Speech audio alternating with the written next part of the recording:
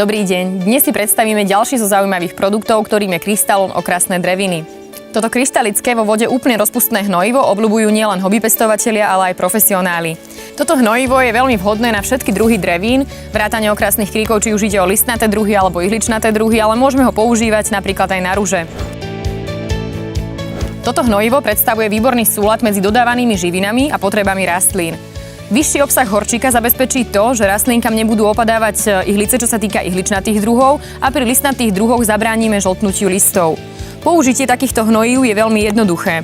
Na 10 litrov vody použijeme 2 odmerky. V našom prípade to bude na 8 litrov zhruba odmerka a pol.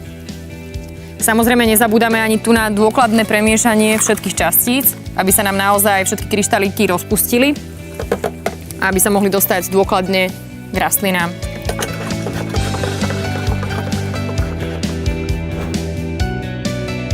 Po dôkladnom rozpustení všetkých častíc rastlinky zalievame a túto zálievku opakujeme zhruba raz za 14 dní.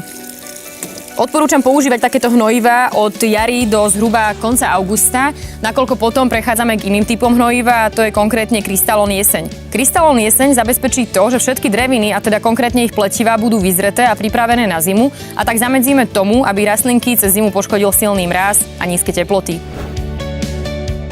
Ostatné zaujímavé tipy, nápady, ale aj konkrétne informácie o ďalších produktoch nájdete nielen na našej webovej stránke, ale aj na Facebooku. Dovidenia.